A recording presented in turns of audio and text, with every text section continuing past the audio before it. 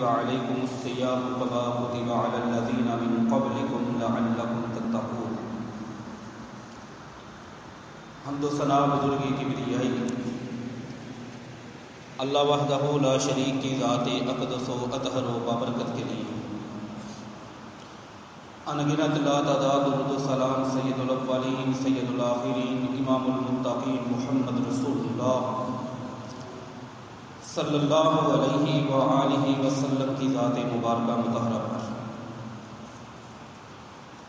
عزیز سامعین کرام اور سننے والی قابل قدر قابل احترام میری دینی اسلامی ماں و بہنوں، آج کا ہمارا یہ خطبہ جمعہ رمضان المبارک کے تقاضے اور ہمارے موجودہ حالات اس عنوان اور اس موضوع پر ہوگا۔ پروردگار کائنات کے حضور دعا ہے وہ شرح صدر کے ساتھ اس مسئلہ پر گزارشات کرنے کی توفیق عطا فرمائے، سن سنا کر اس پر ہم سب کو عمل پیرا ہونے کی سعادت سے بہرہ مند کرے۔ مالک کائنات نے قرآن مجید میں ارشاد فرمایا، سورۃ البقرہ ہے، پارہ نمبر 2، اے ایمان والو تم پر روزے فرض کیے گئے۔ ٹارگٹ اور ہدف روزوں کی فرضیت کے حوالے سے یہ دیا کہ لعلکم تتقون، یہ اس لیے سب کچھ کیا گیا تاکہ تم پرہیزگار بن جاؤ، تقوی اختیار کرو۔ تقوی اور پرہیزگاری کسے کہتے ہیں؟ ہم ایک واقعہ سے اس مسئلے کو سمجھنے کی کوشش کرتے ہیں۔ جب کوئی انسان روزے رکھتا ہے، قرآن مجید فرقان حمید کا کہنا ہے کہ وہ پرہیزگار بن جائے، اس لیے اس سے روزے رکھوائے گئے، بالخصوص رمضان المبارک کے فرضی روزے۔ پرہیزگاری کی کیفیت، پرہیزگاری کی حالت، پرہیزگاری کی صورتحال کیا بنتی ہے؟ امام ابو بکر البیہقی رحمۃ اللہ علیہ نے اپنی کتاب شعب الایمان میں 4908 نمبر پر سیدنا نافع رحمہ اللہ تعالی سے ایک روایت نقل فرمائی ہے۔ نافع کہتے ہیں، خرج عبداللہ بن عمر رضی اللہ تعالی عنہما الی بعض نواحی المدینہ، ایک دن سیدنا عبداللہ بن عمر رضی اللہ تعالی عنہ اپنے دوستوں کے ساتھ مدینہ کے باہر کسی نواحی علاقے کی طرف نکلے۔ وَمَعَهُ أَصْحَابٌ لَهُ، تنہا نہیں تھے، ساتھ کچھ رفقاء، کچھ دوست بھی تھے۔ چلتے چلتے بھوک لگ گئی، دوستوں نے فَوَضَعَ السُّفْرَةَ لَهُ، زمین پر ایک دسترخوان بچھایا کھانا لگانے کے لیے۔ عبداللہ بن عمر رضی اللہ تعالی عنہما کو اطلاع دی گئی، وہ تشریف لے آئے، کھانا کھانے لگے۔ عبداللہ ابن عمر اچانک انہوں نے دیکھا ایک بکریاں چرانے والا بڑا سادہ سا ان پڑھ سا کوئی شخص اپنی بکریاں چراتے ہوئے وہاں سے گزرا ہے۔ سیدنا عبداللہ بن عمر رضی اللہ تعالی عنہما بڑا ذوق اور مزاج رکھتے تھے کسی کو کھانا کھلانے کے حوالے سے۔ صحیح بخاری میں امام بخاری رحمۃ اللہ علیہ نے ادب المفرد میں اور امام مسلم رحمہ اللہ تعالی نے صحیح مسلم میں نقل فرمایا ہے، اکثر ان کے دسترخوان پر کوئی نہ کوئی مسکین ہوتا تھا کھانا کھانے کے لیے۔ انہوں نے اس چرواہے کو آواز دی، ہلم یا راعی فآصب السفرہ، اے میرے دوست بکریاں چرانے والے آ جاؤ، یہ دسترخوان لگ چکا ہے، کھانا سجا ہوا ہے، تم بھی کھانا کھا لو۔ اس چرواہے نے کہا کہ میں آپ کے ساتھ کھانا نہیں کھا سکتا۔ بھائی اس کی وجہ اور سبب کیا ہے؟ چرواہا کہتا ہے اس لیے کہ انی صائم، میں نے روزہ رکھا ہوا ہے۔ بڑے حیران اور پریشان ہوئے، کام بڑا مشکل ہے بکریاں چرانا، پھر موسم بھی مدینہ کا موسم ہے، گرمی والا موسم ہے، کے صحراؤں کا موسم، کہا انت تصوم فی مثل ھذا اليوم الحار الشدید سمومہ۔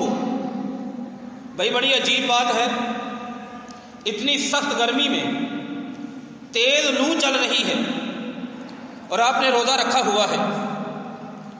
اس نے بڑا سیانہ اور عقل مندی والا جواب دیا، کہنے لگا واللہ لأبادر، میں تیاری کر رہا ہوں آنے والے دنوں کی، مرنے کے بعد کے دنوں کی میں تیاری کر رہا ہوں۔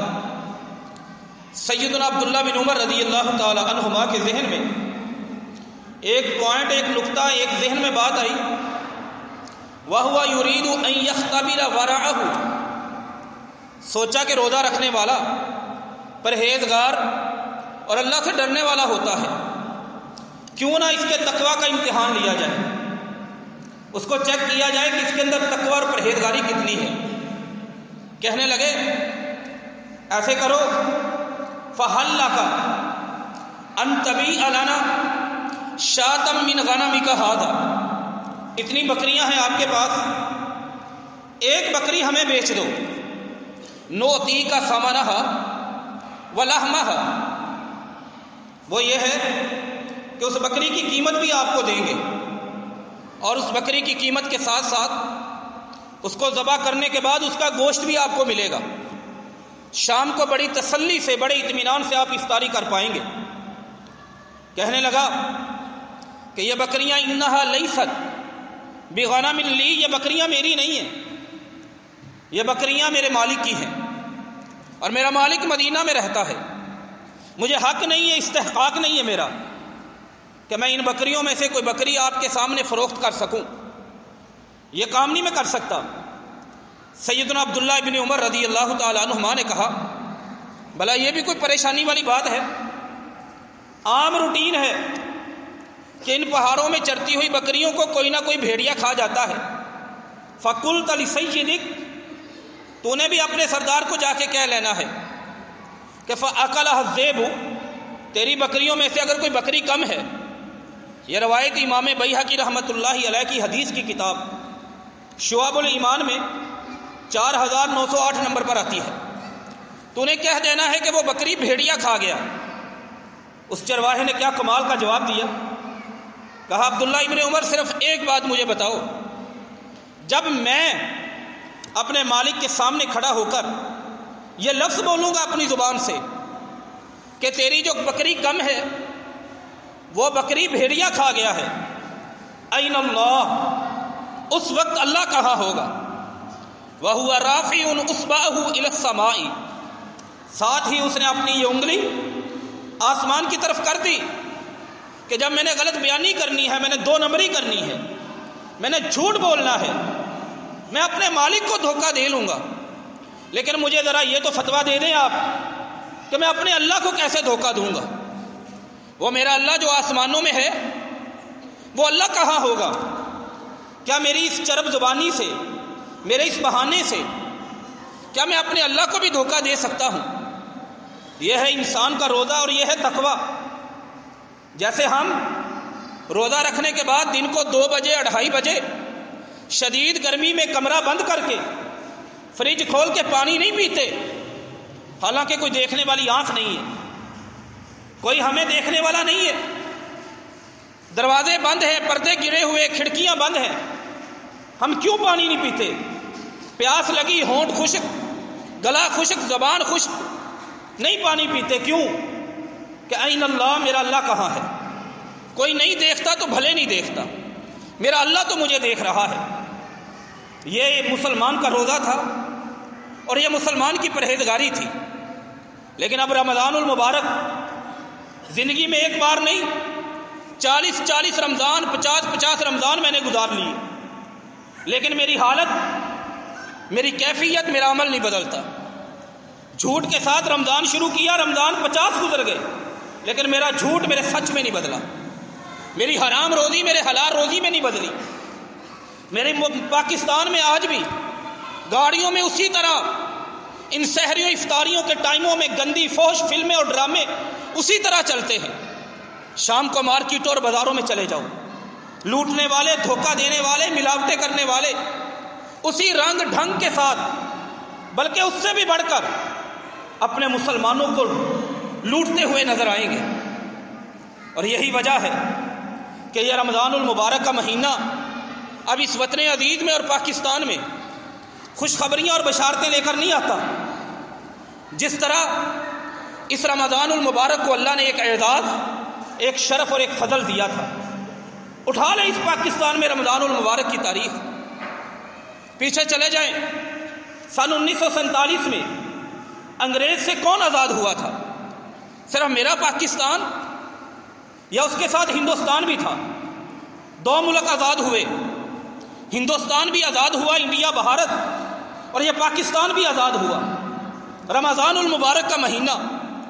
لیکن اس مہینے میں کسی ہندو، کسی سکھ گھرانے کی عورت کو خودکشی نہیں کرنی پڑی اپنی عزت بچانے کے لیے۔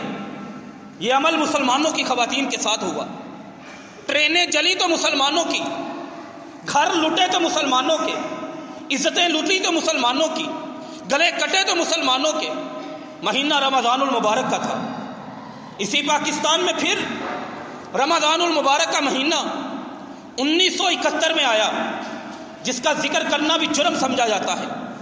بہت بڑا وطن 1971 مارچ میں بنگلہ دیش نے پاکستان سے الگ ہونے کی تحریک شروع کی، خونی جنگ میں بدلی، اور یہ 16 دسمبر 1971 کو بنگلہ دیش پاکستان سے الگ ہوا۔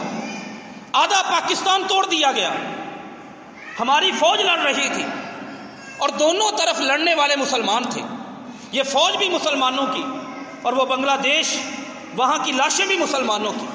اور آپ جانتے ہیں کہ 16 دسمبر 1971 وہ آخری 2 مہینے کون سے مہینے تھے؟ شوال کا مہینہ تھا، اور شوال سے پہلے رمضان المبارک کا مہینہ، جس میں سب سے زیادہ فوج اور بنگلہ دیشی عوام کی قتل و غارت ہوئی۔ اسی مہینے میں چلتے ہیں اس پاکستان میں رمضان المبارک کی تاریخ، اس کو تلاش کرتے ہوئے، اس پر نظر دوڑاتے ہوئے سن 2010 میں اس پاکستان کی تاریخ میں 110 سالہ ریکارڈ ٹوٹا۔ آن دی ریکارڈ بات ہے، 115 ارب کا نقصان ہوا۔ سیلاب آیا، جنوبی پنجاب کے 7 ضلعوں کی فصل، آمدن، گھروں، جانوروں کو بہا کے لے گیا۔ مہینہ کون سا تھا؟ رمضان المبارک کا۔ سن 2008 میں امریکہ کے ڈرون حملے ہو رہے تھے، ستمبر کے مہینے میں رمضان المبارک تھا۔ ڈرون حملوں کی تاریخ اٹھا کے دیکھ لیں، سن 2004 سے سن 2014 تک اس ملک پر امریکہ نے ڈرون حملے کیے، لیکن سب سے زیادہ ڈرون حملے اور سب سے زیادہ مسلمان مردوں کی، عورتوں کی، بچوں کی اوپر جو بمباری ہوئی وہ ستمبر سن 2008 میں ہوئی۔ اور عجیب بات ہے، اس سال پورا ستمبر اور رمضان المبارک کی تاریخیں ایک تھی۔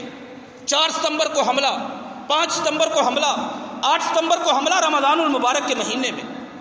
پاکستان کی تاریخ کا سب سے خوفناک زلزلہ، کئی شہر ان کی عمارتیں گر گئی، سکولوں کی عمارتیں گری، 200 بچہ، ان کی ڈیڈ باڈیز ان چھتوں کے نیچے تھی، کوئی اٹھانے والا نہیں تھا، کوئی کفنانے والا نہیں تھا، کوئی دفنانے والا نہیں تھا۔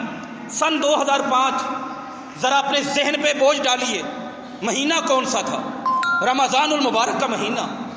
تاریخ کو اٹھاتے آئے، چلتے آئے، ایسے ایسے حالات نظر آئیں گے۔ اور پچھلے سال سن 2020 میں کورونا کی وجہ سے مسجدیں ویران، کعبۃ اللہ کی ویرانی، مسجد نبوی کی ویرانی، لوگ اعتکاف کے لیے بیٹھے، ہماری انتظامیہ نے اعتکاف پہ بیٹھے ہوئے لوگوں کو پکڑ کر مسجدوں سے باہر نکالا۔ ذرا سوچئے مہینہ کون سا تھا؟ رمضان المبارک کا مہینہ۔ اور یہ اس سال رمضان المبارک کا مہینہ ہے، اور میرے جیسے طالب علم کو سمجھ نہیں آ رہی کہ میں نے ان مولویوں سے تعزیت کرنی ہے جن کے بندے پچھلے 2-3 دن سے مر رہے ہیں، یا میں نے ان پولیس والوں سے تعزیت کرنی ہے جو وردی پہن کر اپنے بچوں کی روزی کمانے کے لیے اس ملک میں قانون کی ڈیوٹی کرنے کے لیے آیا تھا۔ مجھے نہیں سمجھ آ رہی میں کس سے ہمدردی کروں، مجھے نہیں پتا میں کس سے تعزیت کروں۔ ان سنت رسول رکھنے والے، راستے بند کرنے والوں سے، یا اس قانون کی ڈیوٹی اور ذمہ داری نبھانے والوں سے۔ مہینہ کون سا ہے؟ رمضان المبارک کا مہینہ۔ وہ سوچنا تو چاہیے ہمیں کہ یہ مہینہ تو وہ مہینہ ہوا کرتا تھا جس مہینے کے بارے میں میرے آقا نے فرمایا، محمد صلی اللہ علیہ وآلہ وسلم نے، ابن ماجہ کی 1644 نمبر حدیث ہے کہ جب رمضان المبارک شروع ہوتا ہے، فتحت ابواب الجنہ، یہ بڑی برکتوں والا مہینہ ہے، فرمایا جنت کے دروازے کھل جاتے ہیں، فلم یغلق منہا باب، ایک دروازہ بھی بند نہیں ہوتا پورا مہینے۔ میرے پیغمبر نے بتایا تھا کہ یہ مہینہ وہ مہینہ ہے، جب یہ مہینہ شروع ہوتا ہے تو جہنم کے دروازے بند کر دیے جاتے ہیں، ابواب النیران فلم یفتح منہا باب، ایک دروازہ بھی پورے مہینے اللہ کی عذاب کا، جہنم کا دروازہ نہیں کھلتا۔ میرے پیغمبر نے بتایا تھا کہ یہ وہ مہینہ ہے، صفدت الشیاطین ومردت الجن، شیطانوں کو اور جنوں کو زنجیریں، بیڑیاں پہنا کر قید کر دیا جاتا ہے۔ میرے پیغمبر نے اس مہینے کی برکتیں ہمیں بتائی کہ ہر رات آسمان پہ اعلان ہوتے ہیں، یا باغی الخیر اقبل، نیکی چاہیے، ماحول اور موسم بڑا خوشگوار ہے، آ جا تو نیکی کر لے، برائی کرنے والے یا باغی الشر اقصر، تو رک جا، یہ اللہ کی رحمت کا مہینہ ہے، یہ برائی کا مہینہ نہیں، نافرمانی کا مہینہ نہیں، گناہ کا مہینہ نہیں، نادانی کا مہینہ نہیں، رب کو ناراض کرنے کا مہینہ نہیں، رحمان سے دور جانے کا مہینہ نہیں، یہ تو وہ مہینہ ہے جس مہینے میں مکہ کا کفر ٹوٹا، مکہ کا شرک ٹوٹا، 360 بت زمین پر گر گئے، میرے پیغمبر نے مکہ کو فتح کیا۔ یہ وہ مہینہ تھا، بدر کی لڑائی لڑنے کے لیے نکلے، آسمان کے رب نے فرشتوں کے لشکر اتار دیے، اور اس امت کا فرعون ابو جہل اسی میدان میں اس نے گردن کٹوائی۔ یہ وہ عظیم مہینہ تھا جس کے بارے میں اللہ نے قرآن میں کہا، انا انزلناہ فی لیلۃ القدر، اس میں لیلۃ القدر کو سجا دیا گیا ہے، اس کو لیلۃ القدر اس مہینے میں رکھ دی گئی ہے، خیر من الف شہر، ہزاروں مہینوں سے وہ بہتر رات ہے۔ اس مہینے کے بارے میں آقا علیہ الصلوۃ والسلام نے ام سنان سے فرمایا تھا، حدیث صحیح مسلم کی ہے کہ غم نہ کر، اذا جاء رمضان فاعتمری فإن فیہ عمرۃ تعدل حجۃ، رمضان آئے گا، اس رمضان میں عمرہ کر لینا، رمضان کا عمرہ حج کے برابر اللہ اس پر ثواب دیتا ہے، نیکی کا ریٹ بدل جاتا ہے، نیکی کی قیمت بدل جاتی ہے۔ اتنی برکتیں، لیلۃ القدر والا مہینہ، یہ فتوحات والا مہینہ، خوشخبریوں والا مہینہ، روزوں والا مہینہ، تراویح والا مہینہ، قیام اللیل والا مہینہ، صدقات والا مہینہ، زکوٰۃ والا مہینہ، تلاوت والا مہینہ، سخاوت والا مہینہ۔ کبھی ہم نے سوچا کہ ہمارے حالات اس مہینے میں کیوں ایسے ہو جاتے ہیں؟ بات مہینے کی نہیں، بات ہمارے رویوں کی ہے۔ جا کے ذرا چیک کریں، جائزہ لیں، کتنے پرسنٹ ہیں مسلمان، میرے گھر میں رہنے والے افراد، مجھ سے مراد ہم سب جو آج جنہوں نے روزہ رکھا ہوا ہے، ہمارے گاؤں کے کتنے لوگوں نے روزہ رکھا ہوا ہے، کتنے ہوٹلوں پر فلمیں بند ہو چکی ہیں، کتنی گاڑیوں میں گانے بند ہو چکے ہیں، کتنی دکانوں پہ آج سگریٹ، پان اور ہوٹلنگ کرنے والے لوگ رمضان کے احترام میں روزہ رکھ کے اپنے اللہ کو راضی کرنے میں لگے ہیں۔ رات کو ہماری نماز تراویح میں کتنی صفیں ہوتی ہیں، کتنے لوگ رب کو منانے والے ہوتے ہیں۔ یاد رکھیے، میرے اللہ کا ایک قانون ہے، جو اللہ کی نعمتوں کی قدر نہیں کرتا، وہ فرد ہو، وہ معاشرہ ہو، وہ علاقہ ہو، پھر اللہ بھی اس کی قدر نہیں کرتے۔ فرد کی بات آئی، سورہ اعراف آیت نمبر 175 میں اللہ فرماتے ہیں، کہا میرے نبی، وَاتْلُ عَلَيْهِمْ نَبَأَ الَّذِي آتَيْنَاهُ مِنْ آيَاتِنَا فَانْسَلَخَ مِنْهَا فَأَتْبَعَهُ الشَّيْطَانُ فَكَانَ مِنَ الْغَاوِينَ وَلَوْ شِئْنَا لَرَفَعْنَاهُ بِهَا وَلَكِنَّهُ أَخْلَدَ إِلَى الْأَرْضِ وَاتَّبَعَ هَوَاهُ فَمَثَلُهُ كَمَثَلِ الْقَلْبِ إِن تَحْمِلْ عَلَيْهِ يَلْهَثْ أَوْ تَتْرُكْهُ يَلْهَث۔ قرآن مجید میں اللہ نے کہا، میرے نبی قصہ اور کہانی سنائیں اس آدمی کی، ان لوگوں کو۔ میرے نبی نے کن کو سنانی تھی؟ اپنی امت کو، دوسروں کو بھی کہا سنائیں۔ کس شخص کی کہانی؟ اللہ کہتے ہیں آتیناہ من آیاتنا، جس شخص کو ہم نے اپنی نشانیاں دی، فانسلخ منہا، لیکن وہ ان نشانیوں کی اس نے قدر اور پرواہ نہیں کی، نکل گیا ان میں سے۔ فانسلخ منہا فاتبعہ الشیطان، جب اس نے ہماری نشانیوں کی قدر نہیں کی، شیطان اس کے پیچھے لگ گیا۔ اللہ فرماتے ہیں فَقَانَ مِنَ الْغَاوِينَ، اور جب یہ بھٹکے ہوئے لوگوں میں سے ہو گیا، اللہ کہتے ہیں وَلَوْ شِئْنَا لَرَفَعْنَاهُ بِهَا، اگر ہم چاہتے ہم اپنی نشانیوں کی وجہ سے اس کو بلند کرتے، لیکن اس نے تو ہماری پرواہ نہیں کی، ہماری نشانیوں کی پرواہ نہیں کی۔ وَلَكِنَّهُ أَخْلَدَ إِلَى الْأَرْضِ، یہ زمین کی طرف چمٹ گیا۔ اللہ کہتے ہیں فَمَثَلُهُ كَمَثَلِ الْقَلَمِ، اس بندے کی مثال یہ قرآن کے الفاظ ہیں۔ اس منبر کا بھی ایک احترام ہوتا ہے، اس مسجد کا بھی ایک تقدس ہوتا ہے۔ ایسا لفظ بندہ منبر اور مسجد میں بولتے ہوئے بھی ہچکچاتا ہے، وہ شرم کھاتا ہے کہ میں یہ کیسے لفظ کروں، میرے قرآن میں اللہ نے نازل فرمائے۔ پروردگار کائنات کہتے ہیں فَمَثَلُهُ كَمَثَلِ الْقَلَبِ، اس بندے کی مثال ایک کتے کی مثال جیسی ہے۔ إِن تَحْمِلْ عَلَيْهِ يَلْهَثْ أَوْ تَتْرُكْهُ يَلْهَثْ، کتے پر حملہ کرو تب بھی اس کی زبان باہر، کتے پر حملہ نہ کرو تب بھی اس کی زبان باہر۔ اللہ نے اس بندے کی مثال کتے جیسی مثال دی۔ کس بندے کی مثال؟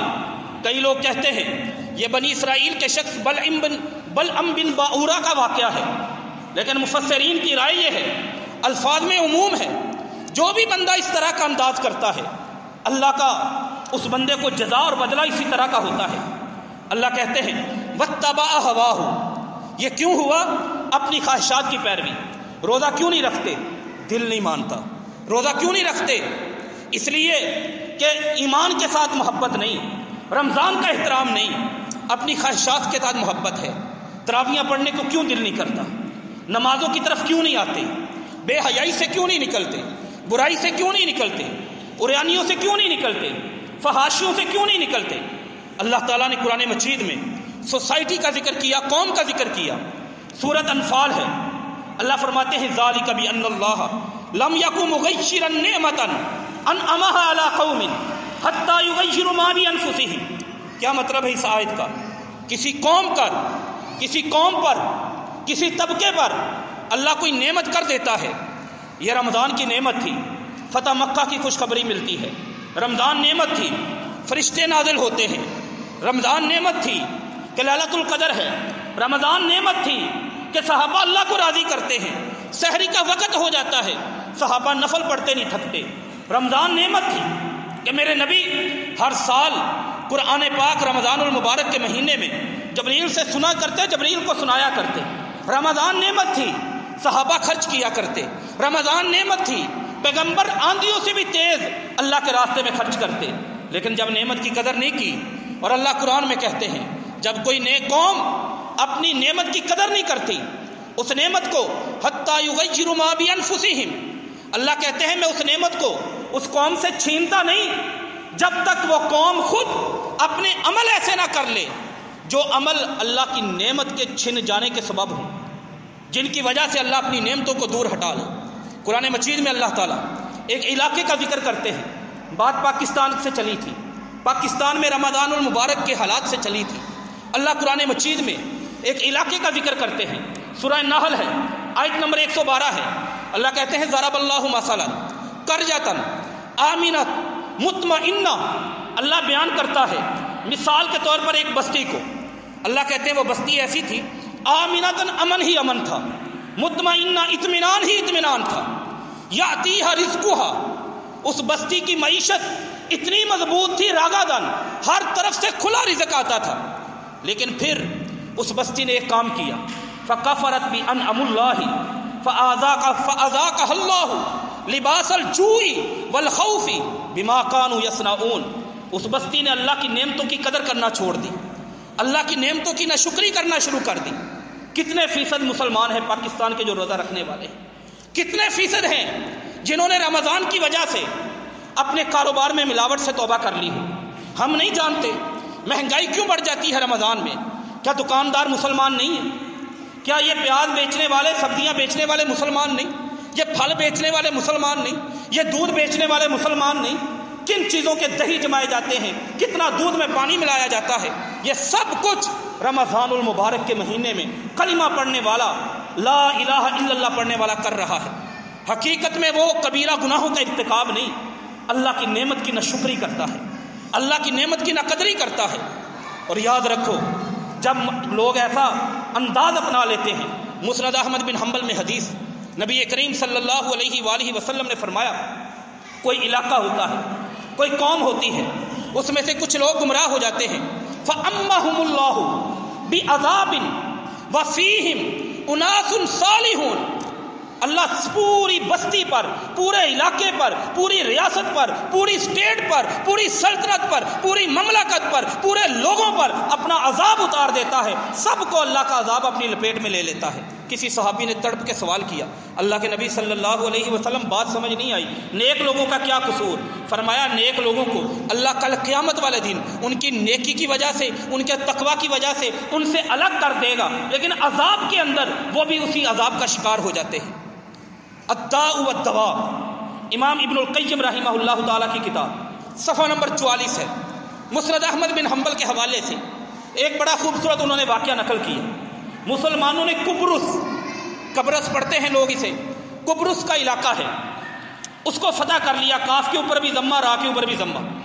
جب مسلمانوں نے فتح کر لیا، مسلمانوں کا لشکر بڑی تیزی کے ساتھ، بڑے زور کے ساتھ ان کی عورتوں کو لونڈی بنا رہا تھا، ان کے بچوں کو، ان کے لوگوں کو غلام بنا رہا تھا۔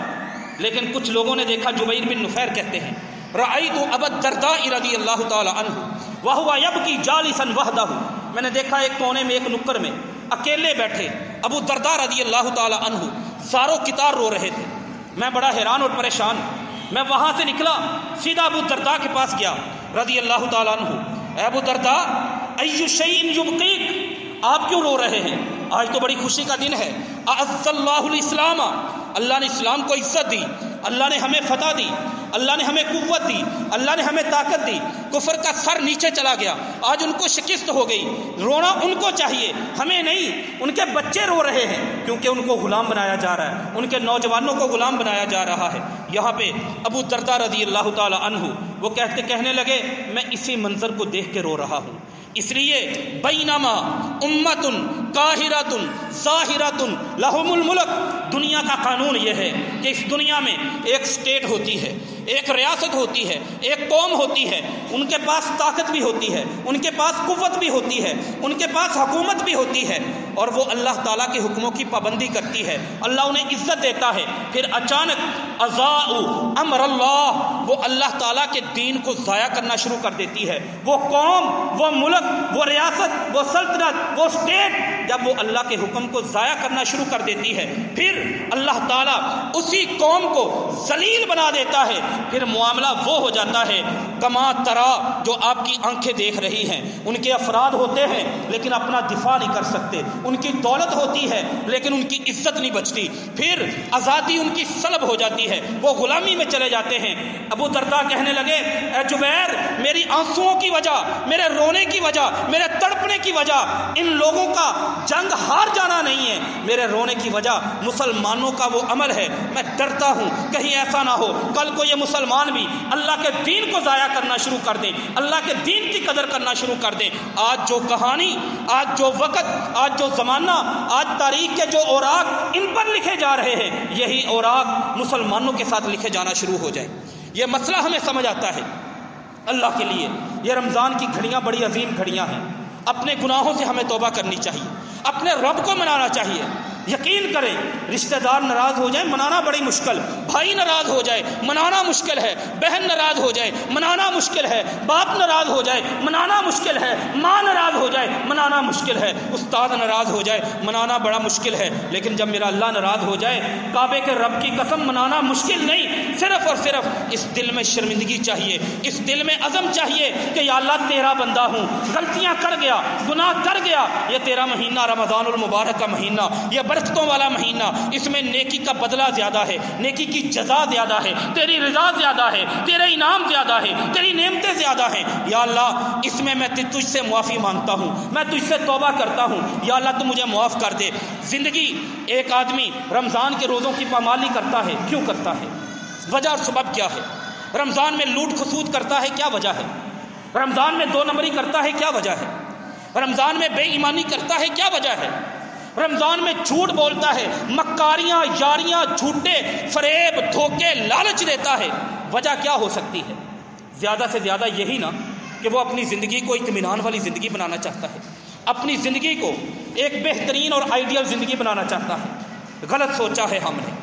آئیڈیل زندگی، اطمینان والی زندگی، خوبصورت زندگی دھوکوں سے نہیں بنتی، رب کی نافرمانی سے نہیں بنتی، اللہ کے دین پر عمل کرنے سے بنتی ہے۔ اللہ قرآن مجید میں فرماتے ہیں من عمل صالحا، جس بندے نے بھی نیک عمل کیا، من ذکر او انثی، وہ مرد ہو تب بھی، وہ عورت ہو تب بھی، وہو مومن، نیکی کرتے ہوئے حالت ایمان میں ہونا ضروری ہے، فلنحیینہ حیاتا طیبہ، ہم اسے ایک بہترین، ایک پاکیزہ زندگی عطا کرتے ہیں۔ اگر پاکیزہ زندگی لینا چاہتے ہیں، آئیڈیل زندگی لینا چاہتے ہیں، گھروں میں سکون چاہتے ہیں، ان بیماریوں سے نجات چاہتے ہیں، اس بے راہ روی کے معاشرے میں اپنے دل کو سکون دینا چاہتے ہیں، تو حضور والا طریقہ وہ نہیں جو آج لوگ اپناتے ہیں، 2 نمبریوں کا طریقہ، ملاوٹوں کا طریقہ، لوٹنے کا طریقہ، دھوکوں کا طریقہ، مسلمانوں کے گلے کاٹنے کا طریقہ، چوریاں اور ڈکیتیاں کرنے کا طریقہ، بے ایمانی کرنے کا طریقہ، اللہ کے دین سے دوری کا طریقہ، بے نمازی ہونے کا طریقہ، بے روزہ ہونے کا طریقہ، ان تمبو اور کناتوں میں مسافروں کے نام پر کیا کیا گل کھلائے جاتے ہیں، اور اللہ تعالیٰ کی ناراضگی ہمارے ٹی وی چینل سے شروع ہو کر ہمارے نیچے کے درجے تک کس انداز سے بے راہ روی، طریقہ یہ نہیں ہے۔ اگر ہم واقعتاً ایک اچھی زندگی کے متلاشی ہیں، اپنے اللہ کو راضی کرنا چاہتے ہیں، اللہ قرآن مجید میں فرماتے ہیں، سورہ نحل ہے، آیت نمبر 97 ہے، اللہ فرماتے ہیں کہ اپنی زندگی میں نیکی لے کر آؤ، فَلَنُحْيِيَنَّهُ حَيَاةً طَيِّبَةً۔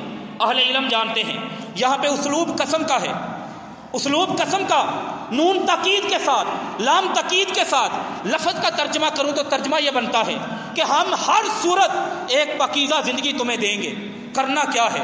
اپنی زندگی میں نیکی لے کر آنی ہے، اور آپ لے کے آئیں اللہ کی طرف سے نیکی۔ صحیح مسلم میں 2808 نمبر حدیث ہے، صحیح مسلم 2808، اللہ کے پیغمبر محمد صلی اللہ علیہ وآلہ وسلم نے اس آیت کی تفسیر کے اندر فرمایا کہ جب کوئی مسلمان ایک نیکی کرنے لگتا ہے، جب کوئی بندہ اللہ کی اطاعت کرنے لگتا ہے، یصاب علی طاعتہ، اللہ تعالیٰ کی اطاعت کرنے کی وجہ سے، اللہ تعالیٰ کی تابع فرمانی کرنے کی وجہ سے، اللہ کے دین پر عمل کرنے کی وجہ سے، اللہ کے دین، اللہ کی شریعت اس کو نافذ کرنے کی وجہ سے، یصاب علی طاعتہ، اللہ تعالیٰ اسے 2 چیزیں عطا کرتا ہے۔ ایک، اللہ تعالیٰ اس دنیا میں اسے رزق دیتا ہے، نمبر 2، آخرت کے اندر اللہ تعالیٰ اسے جہنم کی آگ سے آزادی دیتا ہے۔ نیکی، رمضان المبارک کے تقاضوں کو پورا کیجیے۔ رمضان المبارک میں اللہ تعالیٰ کی تابع فرمانی، نیکی اور دین۔ ہمارا المیہ کیا ہے؟ جب بھی ہمارے حالات خرابی کا شکار ہوتے ہیں، ہم سب سے پہلے وہ راستہ، وہ دروازہ، وہ گلی اور وہ راہ، وہ منزل بند کرتے ہیں، یہاں سے ہمارے حالات سدھرنے ہوتے ہیں۔ اگر ان خراب حالات سے نکلنا تھا، ایسے حالات سے کہ رمضان المبارک آتا، خوشخبریاں آتی، بشارتیں آتی، یہ نہ ہوتا کہ پاکستان کے وطن عزیز کے راستے بند ہوتے۔ مجھے نہیں سمجھ آ رہی کہ میں مرنے والوں سے تعزیت کروں، میں مارنے والوں سے تعزیت کروں، میں کس کو ظالم کہوں، میں کس کو مظلوم کہوں، میں کس کے ساتھ چلوں، میں کس کے ساتھ نہ چلوں، میں کس کو غلط کہوں، میں کس کو صحیح کہوں، کیونکہ مرنے اور مارنے والے دونوں ایک قبلہ کو مانتے ہیں، ایک اللہ کو مانتے ہیں، ایک دین کو مانتے ہیں، ایک شریعت کو مانتے ہیں۔ نیٹ بند ہے، پابندیاں لگ رہی، حکومت پریشان، عوام پریشان۔ یہ حالات اس ملک میں اس مہینے میں ہو جانا، اور پچھلی تاریخ، سیلابوں کی تاریخ، زلزلوں کی تاریخ، سن 71 کی تاریخ، یہ ساری تاریخیں ہمارے سامنے ہمیں یہ بتاتی ہے اور جھنجھوڑتی ہیں۔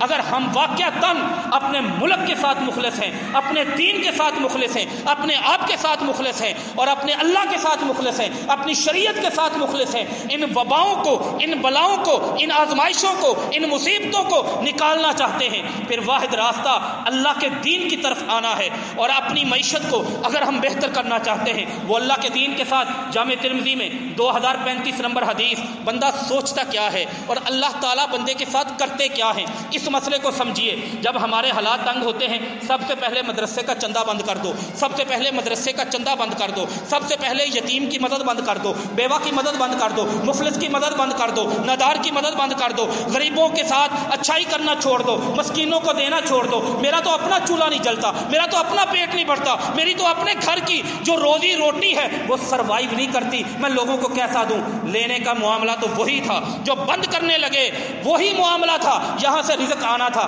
جامع ترمذی 2035 نمبر حدیث، ابراہیم مکی کہتے ہیں کنا ان دبنی جریج، ہم ابن جریج مکی کے پاس بیٹھے تھے، فجاءہ سائل، ایک مانگنے والا، سوال کرنے والا سوالی آ گیا، آگے کہنے لگا ابن جریج المکی سے، آتینی دینارن، مجھے ایک دینار کی ضرورت ہے، میرے گھر میں کھانے پکانے کھلانے کے لیے کچھ بھی نہیں، مجھے ایک دینار دیجیے۔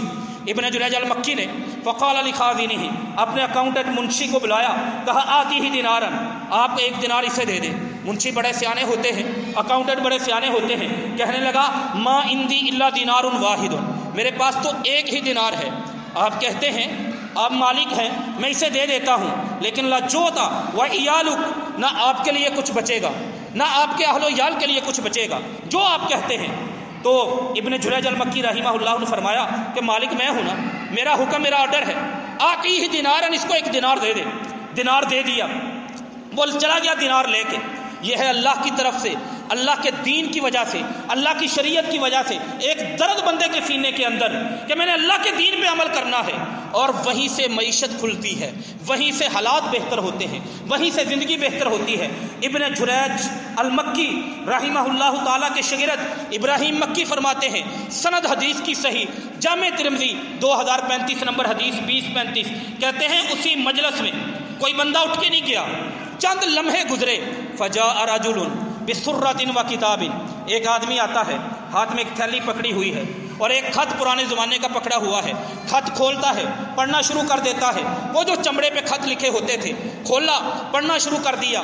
اس خط میں لکھا کہ میں آپ کا فلاں دوست ہوں، ابن جریج مکی، اور میں نے، اللہ نے مجھے رزق دیا، بَعَثْتُ إِلَيْكَ، میں نے آپ کی طرف ایک تحفہ بھیجا ہے، اور یہ تحفہ ایک تو خط کی شکل میں، اس میں میری خیریت لکھی ہے، آپ کی خیریت چاہتا ہوں۔ نمبر 2، اس تھیلی کے اندر آپ کے لیے میں نے 51 دینارن 50 دینار آپ کی مدد کے لیے، اللہ نے میرے رزق میں اضافہ کیا، میرا کاروبار بہتر، میری تجارت بہتر، 50 دینار آپ کے لیے بھیجے ہیں۔ ابن جریج المکی رحمہ اللہ نے اپنے اکاؤنٹنٹ منشی کو بلایا، کہا یہ دیکھ، تو نے اللہ کے راستے میں دیا تھا نا، اللہ نے تیری اور میری معیشت کتنی بہتر کر دی۔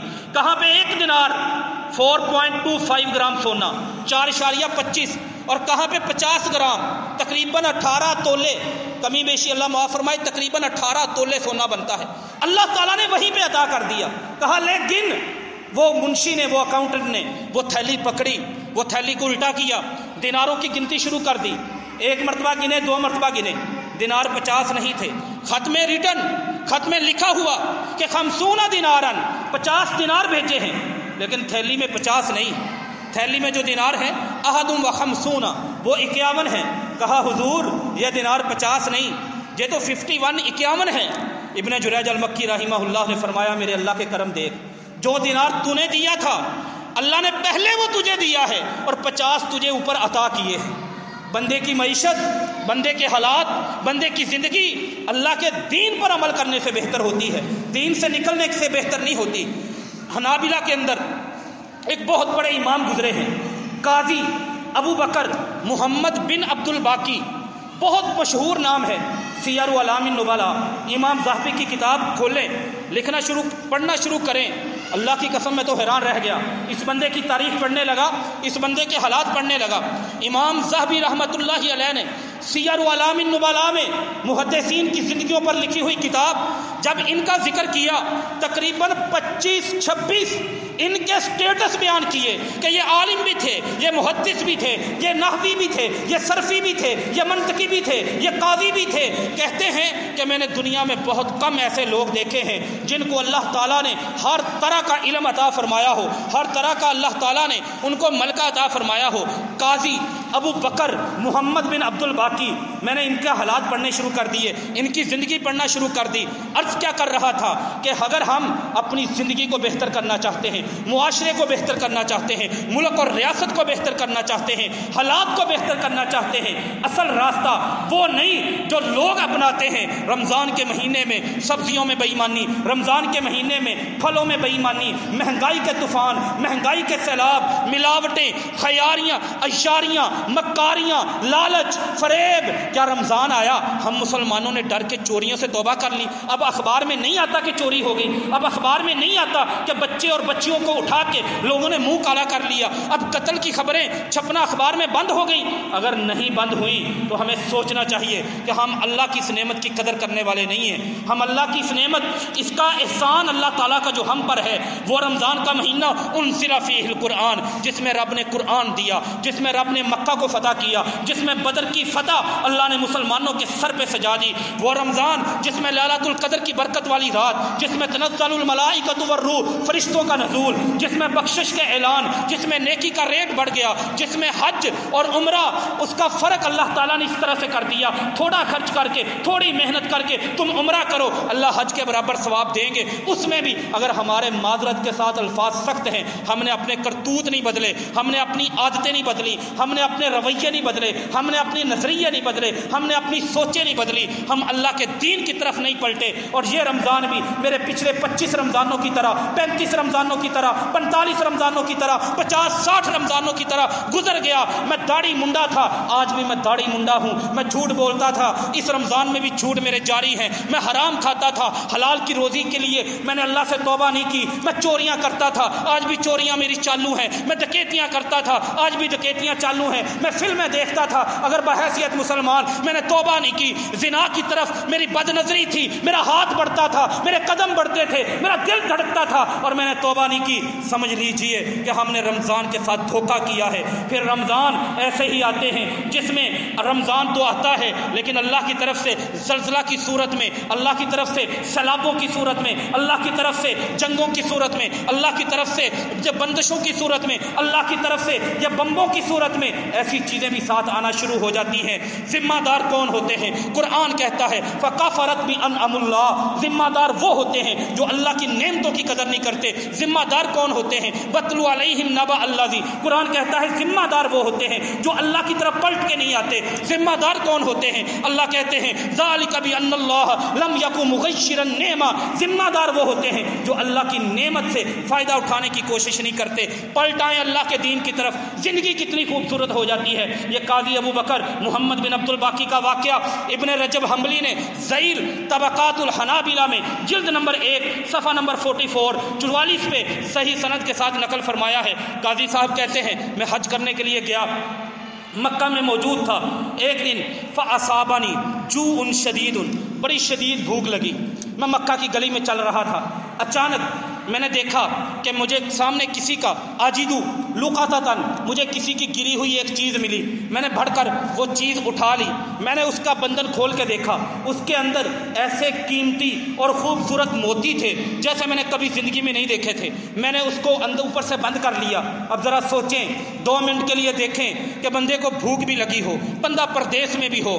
قیمتی دولت مل جائے، ایسی دولت جس کا رنگ دھنگ، جس کی چمک دمک، جس کی آرائش زبائش، جس کی سجاوٹ بناوٹ بندے نے کبھی زندگی میں تصور بھی نہ کی ہو، بندہ سوچتا کیا ہے، بندہ کرتا کیا ہے۔ قاضی ابو بکر کہتے ہیں رحمہ اللہ تعالی، میں نے وہ اٹھا لی، اچانک فَإِذَا الشَّيْخُ يُنَادِي، ایک شیخ کو میں نے دیکھا، يُنَادِي بِأَعْلَى صَوْتِهِ، اونچی آواز کے ساتھ اعلان کر رہا تھا، کہہ رہا تھا میرا اس طرح کا ایک چھوٹا سا تھیلی میری گر گئی ہے، اس کے اندر موتی ہیں، کسی کو ملی ہے، لَهُ 500 دینار، اس کو میں 500 دینار دوں گا۔ ایک دینار میں نے بتایا 4.25 گرام سونے کا ہوتا ہے، 4.25 گرام سونے کا ایک دینار، اور ایک تولے میں کتنے گرام ہوتے ہیں؟ 11.66، یعنی تقریباً 11.5 گرام سونے کا ایک تولہ ہوتا ہے، اور ایک دینار وہ 500 دینار انعام دینا چاہ رہا تھا۔ قاضی کہتے ہیں رحمہ اللہ تعالی، میں نے انہیں بلایا، میں نے کہا کہ آپ چلیں، اذهب معی، آپ میرے ساتھ چلیں کہ میں آپ کو لے کے چلتا ہوں۔ کہتے ہیں میں انہیں اپنے گھر میں لے آیا، حتی ندخل فی بیتی، میرا جو جگہ تھی وہاں پہ میں نے جو رہائش لی ہوئی تھی اس جگہ پہ میں لے آیا۔ میں نے شیخ کو سامنے بٹھایا، اس بزرگ کو، میں نے کہا آپ کی چیز گم ہوئی ہے۔ کہنے لگا جی میری گم ہوئی ہے۔ میں نے کہا آتینی علامات، مجھ سے اس کی علامتیں دے۔ کہتے ہیں انہوں نے مجھے علامتیں بتانا شروع کی۔ آتانی علامت الکیسی، تھیلی کی نشانی مجھے بتائی، وہ نشانی درست تھی۔ آتانی علامت الشرابہ، تھیلی کے اوپر جو ایک پھول سا لگا ہوتا ہے اس کی نشانی اور رنگ مجھے بتایا، وہ بھی ٹھیک تھا۔ آتانی علامت اللؤلؤی، موتیوں کی نشانی بتائی، وہ بھی ٹھیک تھی۔ کہتے ہیں اس کے بعد وہ عددہ، موتیوں کی گنتی بتائی، وہ بھی ٹھیک تھی۔ میں نے تھیلی نکالی، میں نے شیخ کے ہاتھوں پہ رکھ دی۔ میں نے کہا شیخ صاحب یہ آپ کی تھیلی ہے، مجھے ملی ہے۔ اس نے 500 دینار نکالے، میرے ہاتھ پہ رکھ دیے، کہا یہ آپ کا انعام۔ میں نے کہا یہ نہیں ہو سکتا، یہ مکہ کی سرزمین ہے جہاں پہ گری ہوئی چیز ملی ہے، میری ذمہ داری تھی ان اعیدہ، میں علی صاحبی ہی، میں اس کو اس کے مالک تک پہنچاؤں۔ اس نے بڑا اصرار کیا، اس نے مجھے پکڑا، اس کی آنکھوں میں آنسو آ گئے۔ میں نے کہا نہیں، یہ میں صرف اور صرف اللہ کی رضا کے لیے قربانی دینا چاہتا ہوں، اس کا بدلہ شیخ میں آپ سے نہیں لینا چاہتا، اس کا بدلہ میں آسمانوں کے رب سے لینا چاہتا ہوں، میں عرش کے رب سے لینا چاہتا ہوں۔ کہتے ہیں وہ بزرگ بڑی ٹوٹے ہوئے دل کے ساتھ آنسو لیے اپنی آنکھوں میں، کہتے ہیں میرے گھر سے باہر چلے گئے۔ ذیل طبقات الحنابلہ، معتبر کتاب ابن رجب حنبلی کی، جلد نمبر 1 صفحہ نمبر 44، صحیح سند کے ساتھ موجود ہے واقعہ۔ قاضی ابو بکر کہتے ہیں میں حج سے فراغت ہوا، میں نکلا، فرکبت البحر، سمندر تھا، سفر تھا، بحری بیڑا تھا، میں اس میں بیٹھ گیا، طوفان نے گھیر لیا، مجھے نہیں پتا ہمارا وہ بحری بیڑا کب وہ غرق ہو گیا اور میں کہاں پہ ہوں۔ اتنا یاد ہے جب ہوش میں آیا میں ایک جزیرے پر پڑا ہوں اور مجھے لوگوں نے اٹھایا ہوا ہے، وہ مجھے لے کر آ گئے، میں نے سب لوگ میرے لیے اجنبی تھے، میں ان میں سے ما عرفت احدا من الناس، ایک بندے کو بھی نہیں میں جانتا، میں جگہ کو میں نہیں پہچانتا۔ انکرت الارض، وہ زمین میرے لیے اجنبی، وہ چہرے میرے لیے اجنبی، وہ ماحول میرے لیے اجنبی، وہ گلیاں میرے لیے اجنبی، مجھے نہیں پتا کسی کا۔ کہتے ہیں میں نے انہیں کہا کہ کیا آپ لوگ مسلمان ہیں؟ بتایا گیا کہ نحن مسلمون، ہم مسلمان ہیں۔ میں نے کہا دلنی الی المسجد، مجھے مسجد کا راستہ بتاؤ۔ کہتے ہیں مجھے مسجد کا راستہ بتایا، میں مسجد میں آ گیا۔ مسجد میں آ کر میں نے وہاں پہ اللہ کا قرآن پڑھنا شروع کر دیا۔ جب انہوں نے مجھے قرآن پڑھتے ہوئے دیکھا، لوگ میرے پاس آئے کہ اپنا بچہ لے کر، کوئی جوان لے کر، کوئی بوڑھا لے کر کہ یہ قرآن ہمیں بھی پڑھنا سکھا دیں، ہمارے پاس کوئی اچھا قاری نہیں۔ کہتے ہیں میں نے لوگوں کو فعلمت الناس القرآن، لوگوں کو میں نے قرآن سکھانا شروع کر دیا۔ لوگوں نے مجھے تحفے دینا شروع کر دیے، مال دینا شروع کر دیے، میرے پاس ایک خزانہ جمع ہونے لگا۔ اس کے بعد ایک دن میں بیٹھا لکھنے لگا، لوگ بڑے حیران ہو گئے کہ لکھنے کے قابل تو کوئی بندہ نہیں، آپ لکھ بھی لیتے ہیں؟ کہا حضور میں لکھ بھی لیتا ہوں۔ لوگ لکھائی سکھانے کے لیے آ گئے۔ کہتے کافی عرصہ گزر گیا، ایک دن میں نے جانے کے لیے ان کے سامنے ارادہ ظاہر کیا، کچھ بزرگ اکٹھے ہو کر آئے، کہنے لگے کہ ہمارے پاس ان لنا صبیۃ یتیمۃ نرید ان تتزوجها، ہمارے پاس ایک لڑکی ہے، اس کا باپ حج کرنے کے لیے گیا تھا، واپس آیا، آتے ہی وہ فوت ہو گیا اور اس کے پاس مال بہت زیادہ ہے، لڑکی بڑی خوبصورت ہے، ہم آپ سے شادی کرنا چاہتے ہیں۔ قاضی ابو بکر صاحب اگر آپ اس سے شادی کر لیں آپ کا ہم پر احسان ہوگا، آپ عالم فاضل آدمی ہیں، پڑھے لکھے آدمی ہیں۔ کہتے میں نے انکار کیا، ان کا اصرار ہوا، میں نے شادی کے لیے ہاں کر دی، شادی ہوگی۔ فزفوها الیہ، شادی کی پہلی جب رخصتی ہوئی میرے سامنے لا کے میری دلہن بٹھائی، میں نے اس کے گلے کی طرف دیکھنا شروع کر دیا، میں اس کے چہرے کی طرف آنکھ نہیں اٹھا کے دیکھ سکا، میں اس کے جسم کی طرف آنکھ نہیں اٹھا کے دیکھ سکا۔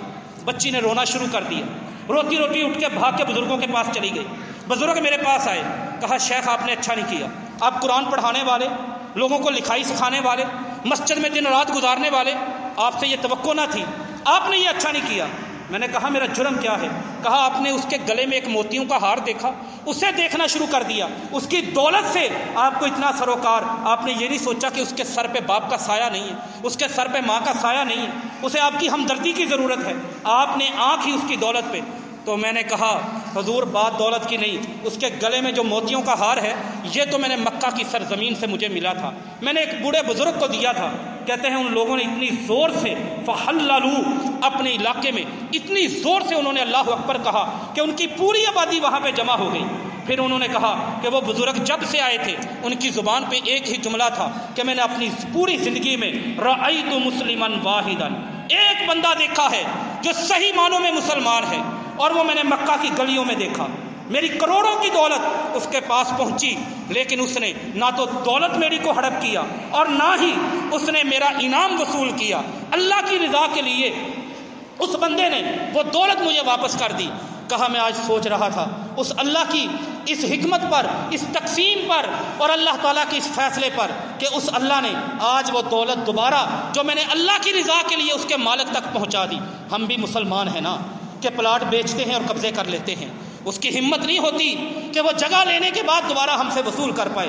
شیخ قاضی ابو بکر محمد بن عبد الباقی رحمہ اللہ فرماتے ہیں اللہ نے اس طرح سے اس عورت کو میری بیوی بنایا، اس دولت کا مجھے مالک اور وارث بنایا۔